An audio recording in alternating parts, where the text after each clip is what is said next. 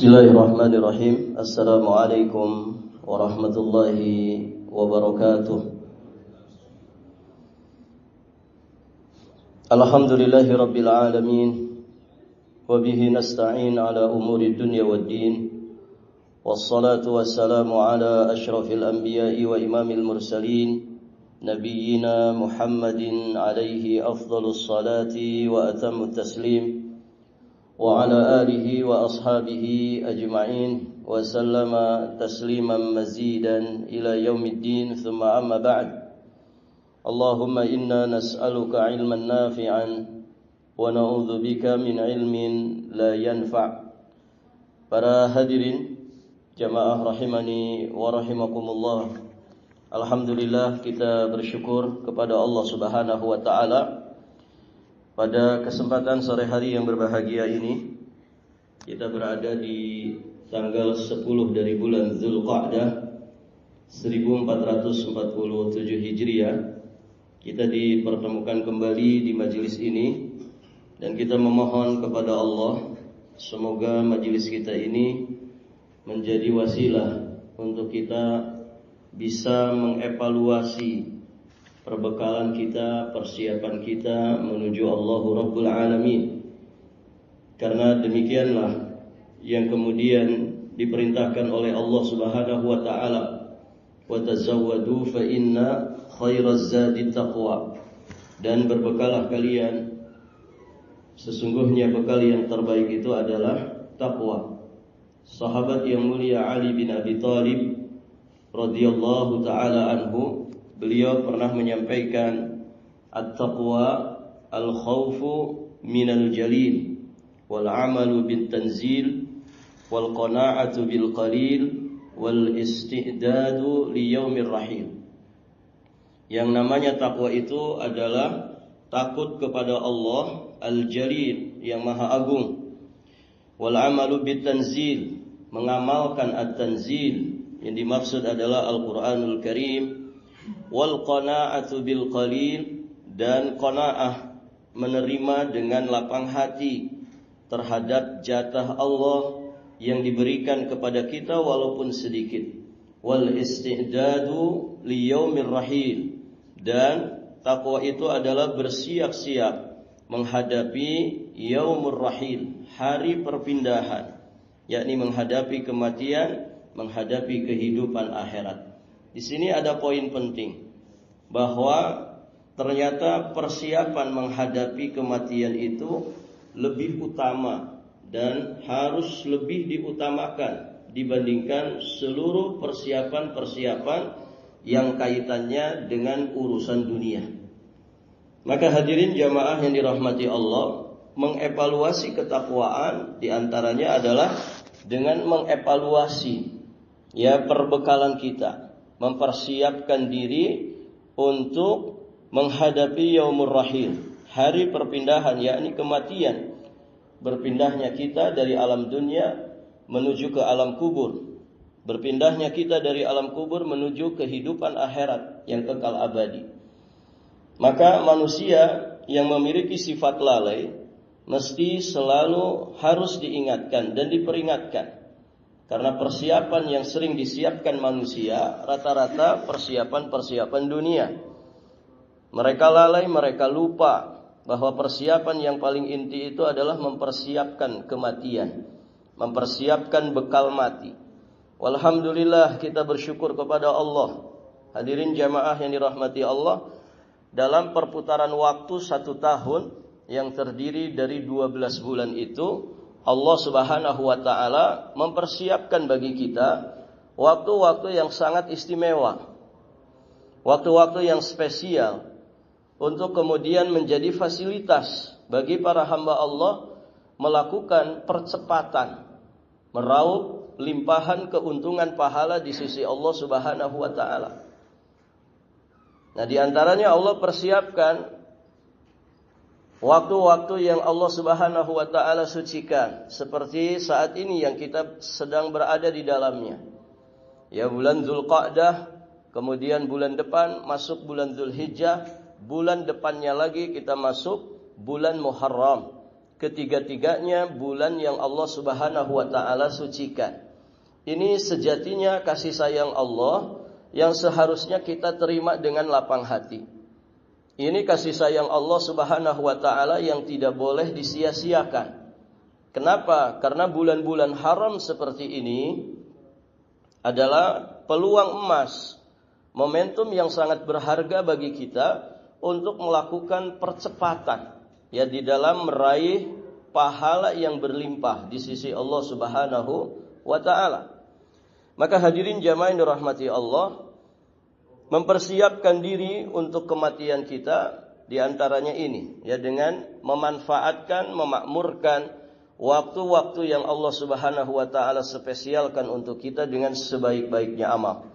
Maka akan kita dapati di dalam syariat Nabi bahwa tidak ada satupun waktu yang Allah Subhanahu wa taala spesialkan.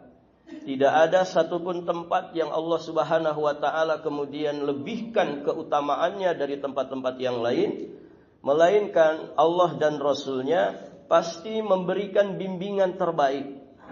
Bagaimana cara kita memakmurkan, bagaimana cara kita mengisi waktu-waktu yang istimewa itu atau tempat-tempat yang diistimewakan itu.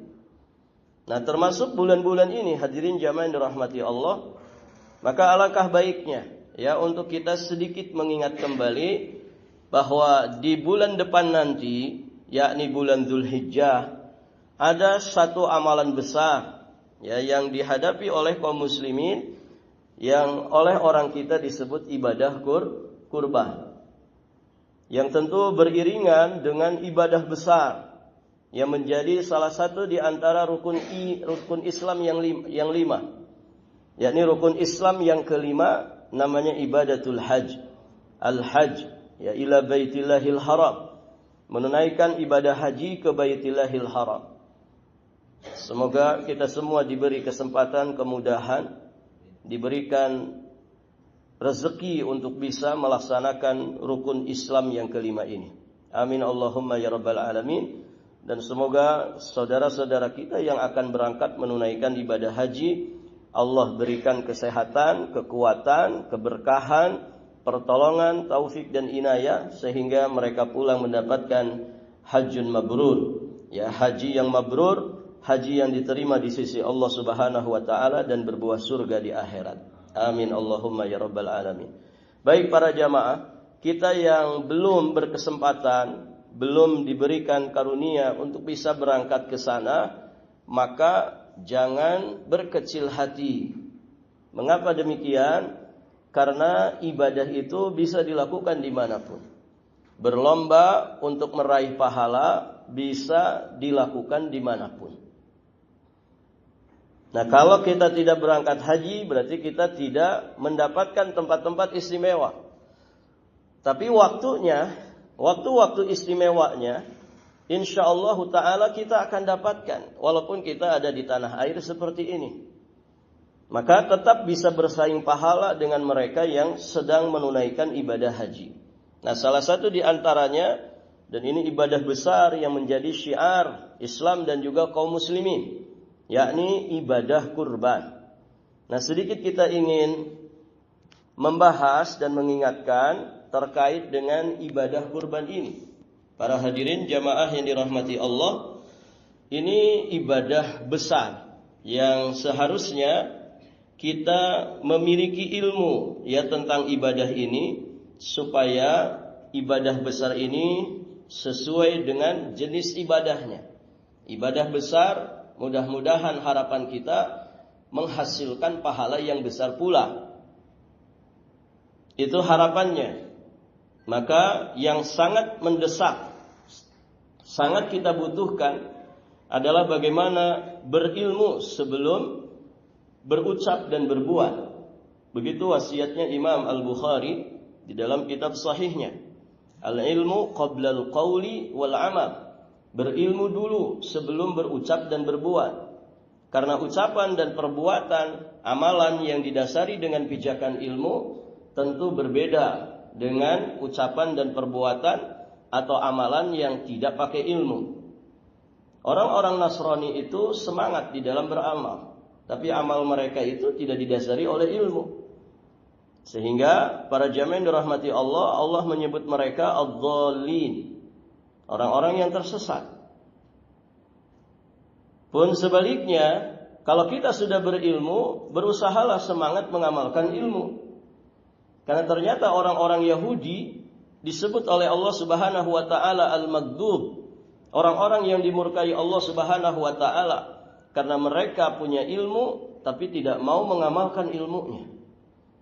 Maka siratal mustaqim yang selalu kita minta, terutama di dalam salat-salat kita, ihdinas siratal mustaqim, adalah jalan orang-orang yang menggabungkan antara ilmu dan amal.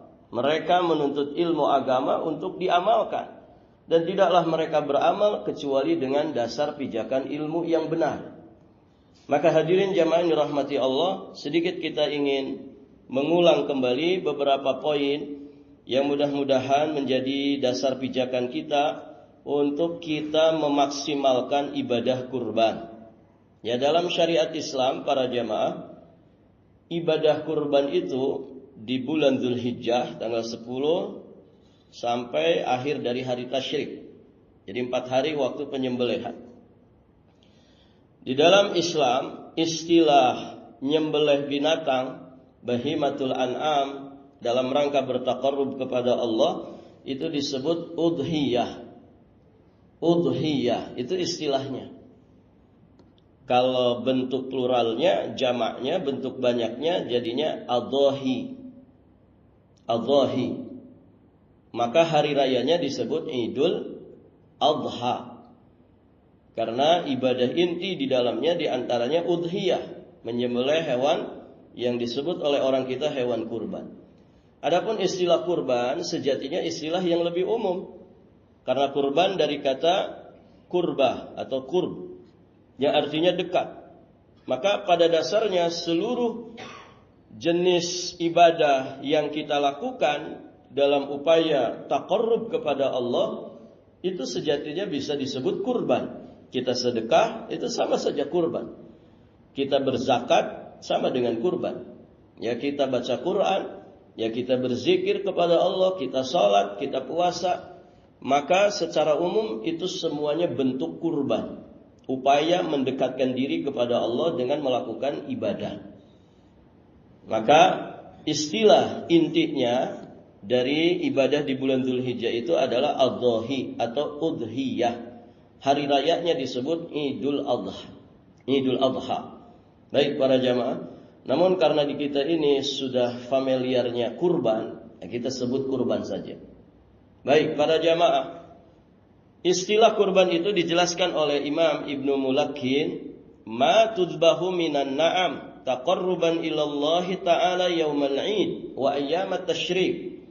Udhiyah itu adalah bahimatul an'am yang disembelih dalam rangka mendekatkan diri kepada Allah pada hari raya Idul Adha, yakni 10 Dzulhijjah, dan juga hari-hari tasyrik 11, 12 dan 13 Dzulhijjah. Bahimatul an'am yang disembelih dialirkan darahnya di 4 hari ini, taqarruban ilallah, dalam rangka taqarrub kepada Allah. Apa itu bahimatul an'am? Para ulama menegaskan tidak disebut bahimatul an'am kecuali 3 jenis binatang. Yang pertama jenis binatang kambing atau domba dan seluruh jenisnya.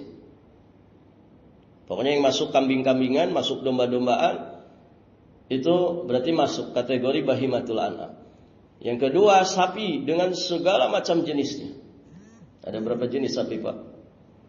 Orang bilang sapi Bali, ada sapi NTT, ya sapi lokal, ada sapi limosin, gitu ya. Pokoknya semua jenis sapi, termasuk kerbau. Kerbau bagian jenis apa? Boleh nggak kurban pakai kerbau? Bapak orang Sulawesi misalkan di kampungnya banyak kerbau.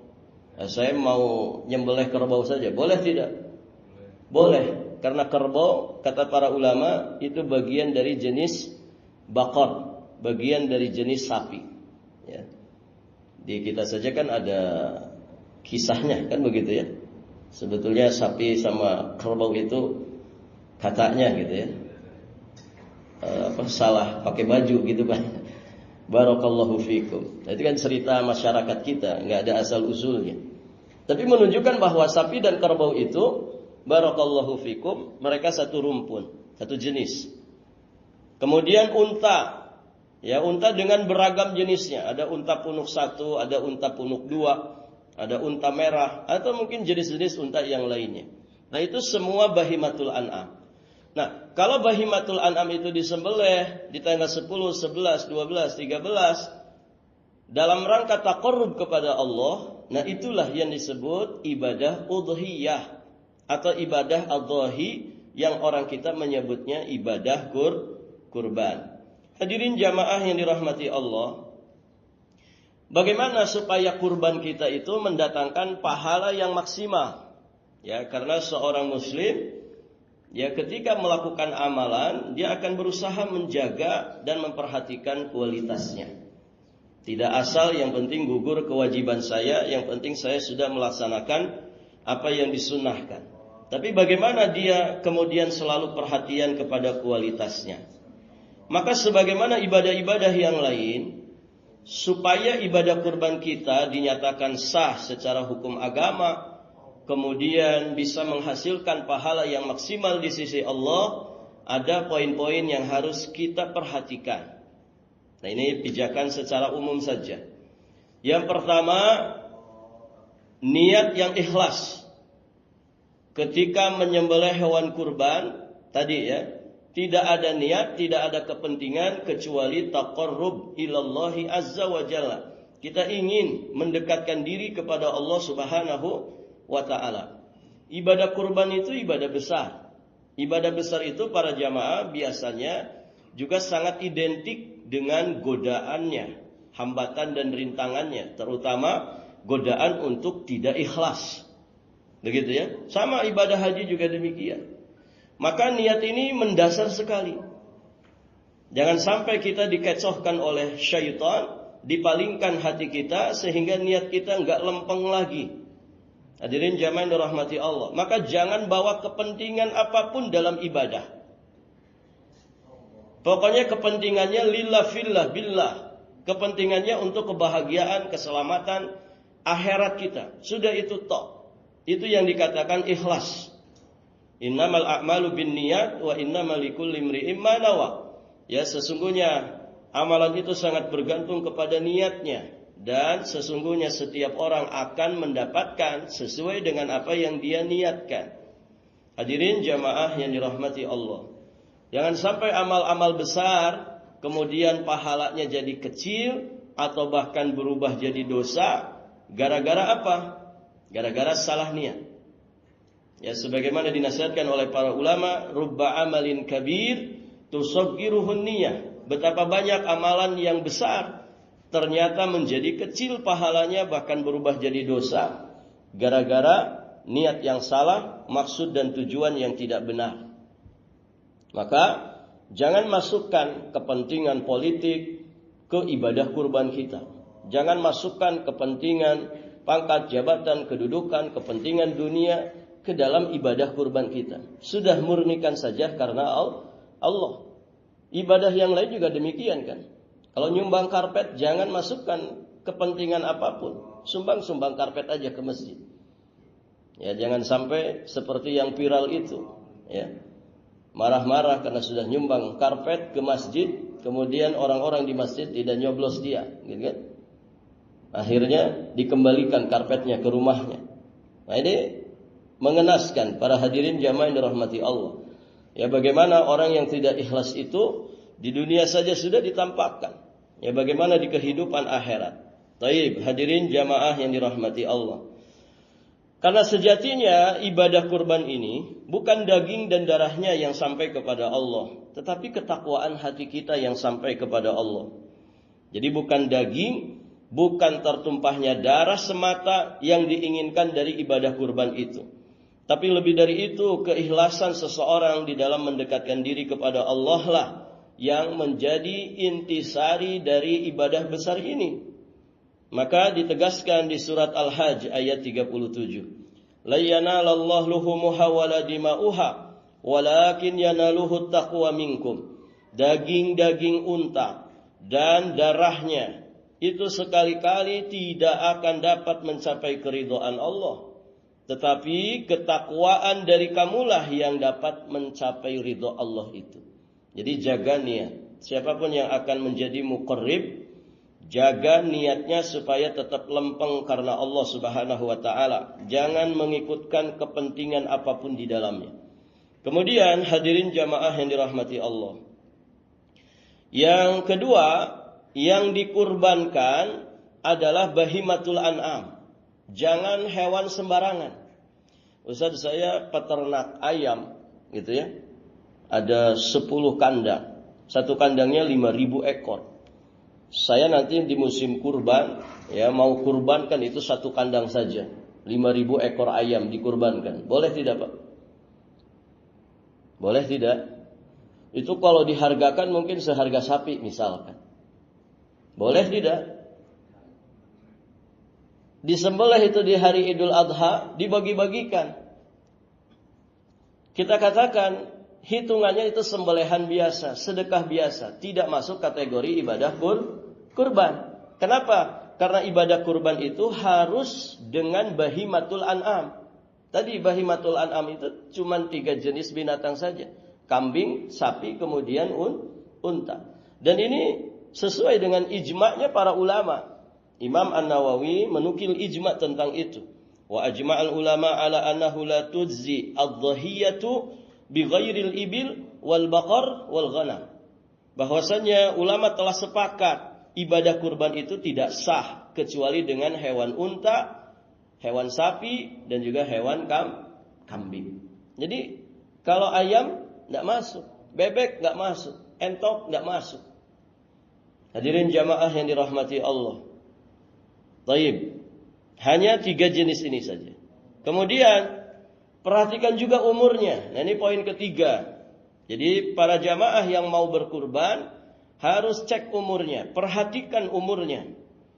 Hewan dari bahimatul an'am yang akan dikurbankan itu harus sudah cukup umur untuk dikurbankan. Dasarnya adalah riwayat Imam Muslim. Kata Nabi SAW, la tadbahu illa musinnatan illa an ya'sura alaikum fatadbahu jaza'atan minad dha'n. Janganlah menyembelih hewan untuk berkurban melainkan hewan yang telah musinnah. Musinnah itu umur dari binatang kurban yang masuk syarat kriteria untuk dikurbankan. Dia sudah musinnah umurnya. Jika sulit kamu peroleh, sembelihlah jaz'ah yang berusia 6 bulan minimalnya dari jenis domba. Maka hadirin jamaah dirahmati Allah, hewan itu dikatakan sampai kepada usia musinnah itu berbeda-beda sesuai dengan jenisnya.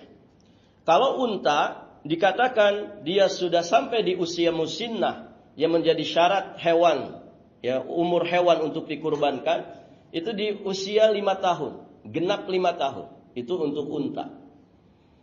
Ya, di kita jarang yang kurban unta. Ada yang pernah dengar, Pak, masyarakat kita kurbannya unta? Belum ya. Ada di kebun binatang tapi tidak dijual. Gitu. Baik, para jamaah. Untuk sapi usia musinnah itu usia yang genap 2 tahun.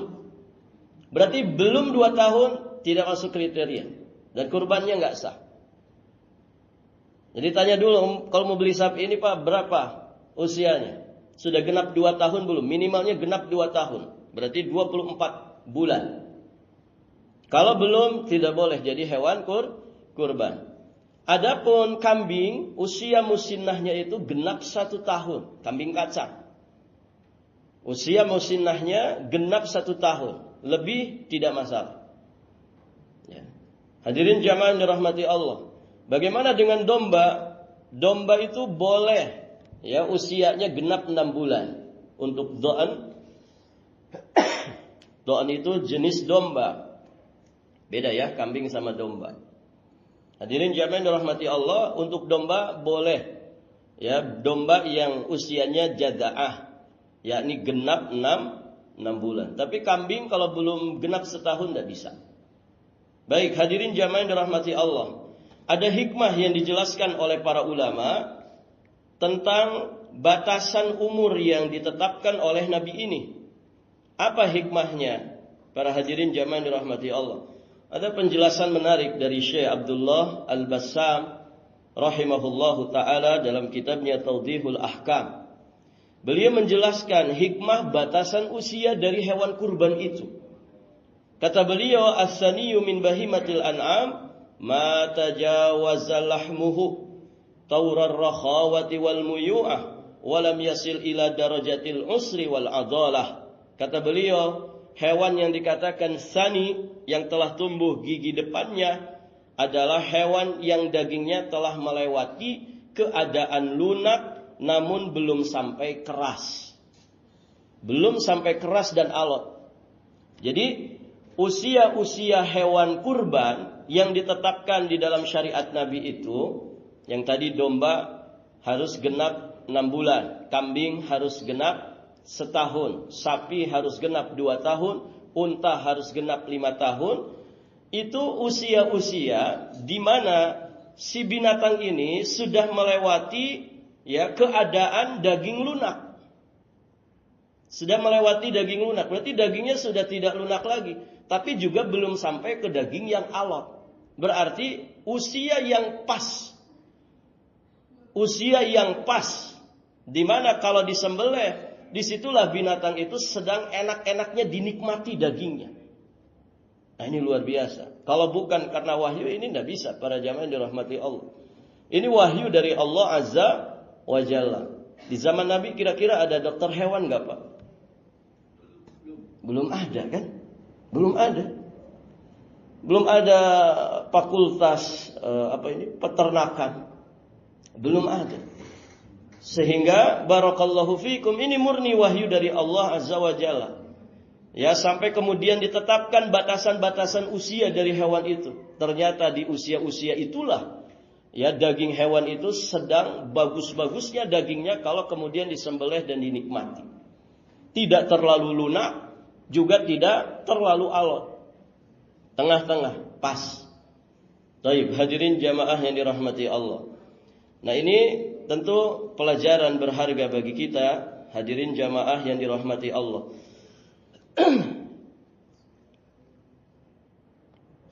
Jadi itu poin yang ketiga ya. Hewan harus sudah cukup umur untuk dikurbankan.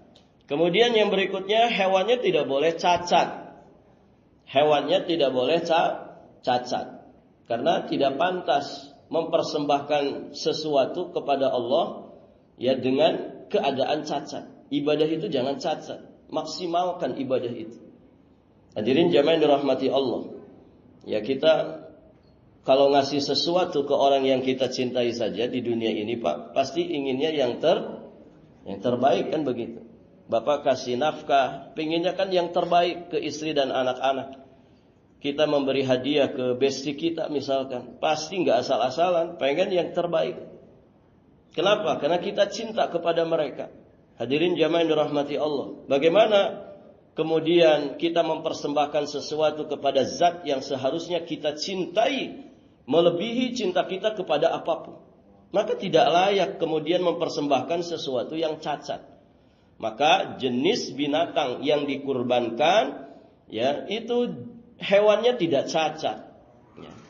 Dan hadirin jamaah yang dirahmati Allah, ada 4 kriteria yang menjadikan hewan itu tidak sah. Kecacatan pada hewan tidak sah. Dijadikan untuk hewan kurban. Yang pertama, ini disebutkan di riwayat sahabat Barra bin Azib radhiyallahu taala anhu. Yang pertama, kriteria cacat yang buta sebelah matanya, yang terlihat jelas kebutaannya. Kalau sebelah buta, itu sudah cacat, tidak boleh dijadikan hewan kurban. Apalagi buta dua-duanya. Picek satu dan jelas kebutaannya, tidak boleh dijadikan hewan kurban. Kemudian sakit parah. Sakit parah. Bagaimana keadaan hewan sakit parah itu? Untuk cari makan pun dia tidak mampu. Untuk makan saja, sekedar makan dia tidak mampu. Oh, berarti ini sakit parah. Kemudian yang pincang. Yang pincang. Sehingga dia kalau beriringan, ya bersama dengan kawanan binatang yang lain, ya teman-temannya sesama binatang, dia tidak bisa ngejar. Kenapa? Karena pincang. Jelas kepincangannya. Kemudian yang ketiga, yang kurus, tidak bersumsum. Ya kita juga nggak tega Pak ya. Kalau kambing kering kerontang gitu ya, kurus, jalannya sempoyongan, masa mau dikurbankan? Ya. Atau sapi yang krempeng, nggak ada dagingnya, masa mau dikurbankan? Kita ngelihatnya saja kan nggak tega. Cari yang terbaik, warna yang terbaik, kemudian kesehatannya prima, barakallahu fikum, bertanduk, ya, kemudian lebih afdol, ya, menurut penjelasan sebagian ulama lebih afdol yang jantan, gitu ya, karena yang jantan biasanya juga lebih mahal. Barakallahu fikum. Dan alangkah baiknya ketika kita mau membeli hewan, ya kita panggil tim ahli.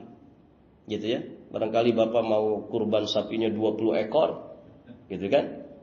Alangkah bagusnya kalau bawa dokter hewan, biar dia yang ngecek. Karena hadirin jamaah yang dirahmati Allah, ya terkadang kan kita nggak ngerti ya, ini hewan ini dikasih makan apa, gitu kan?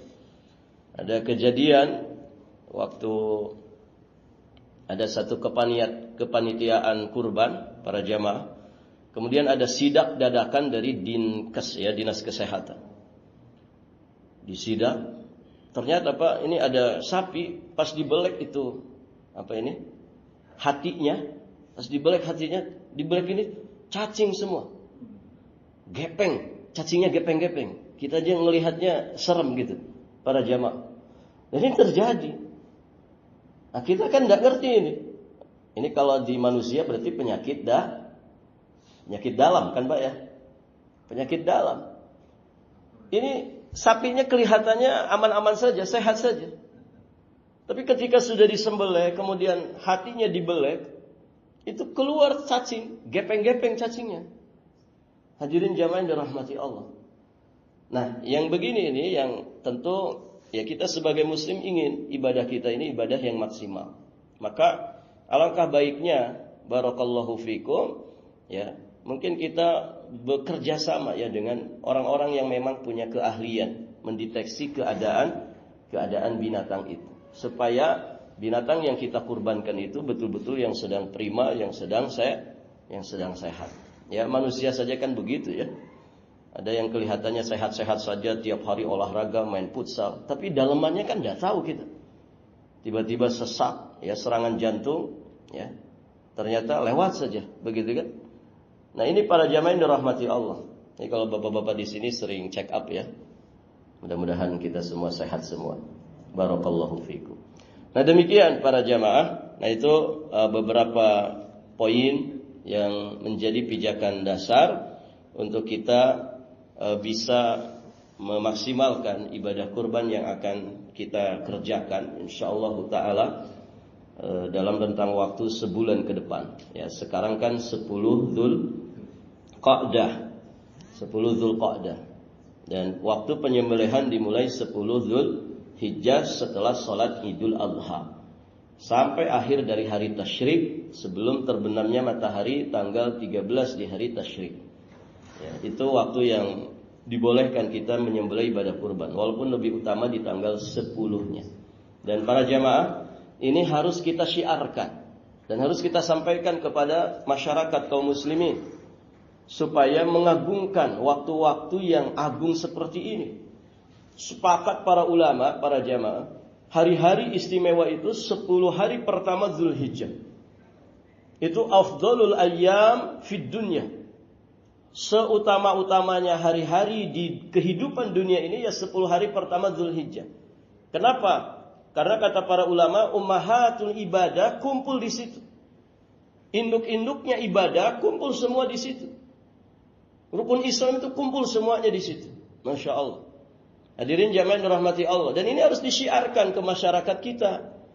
Supaya juga sama-sama mengagungkan, memuliakan yang namanya Idul Adha, yang namanya bulan-bulan yang disucikan ini.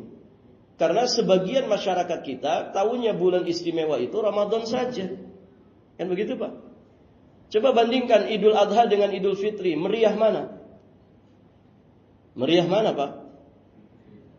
Coba bandingkan di lapangan yang sholat Idul Fitri dengan sholat Idul Adha. Lebih ramai mana? Idul Fitri. Idul Fitri. Padahal para ulama menyatakan bahwa di antara dua hari raya ini, yang paling afdolnya adalah Idul Adha. Yang paling afdol dari dua hari raya ini Idul Adha. Ini harus disiarkan kepada masyarakat kita, terutama ke keluarga kita masing-masing, supaya dimuliakan ini Idul Adha ini. Sebagian orang kan salah paham. Katanya Idul Adha itu lebarannya Pak Haji, lebarannya Bu Hajah. Kita mah belum haji, malu kalau ke lapangan. Disangkanya lebaran haji itu ya untuk Pak Haji Bu Hajah saja. Ini lebarannya kaum muslimin. Hadirin jamaah yang dirahmati Allah.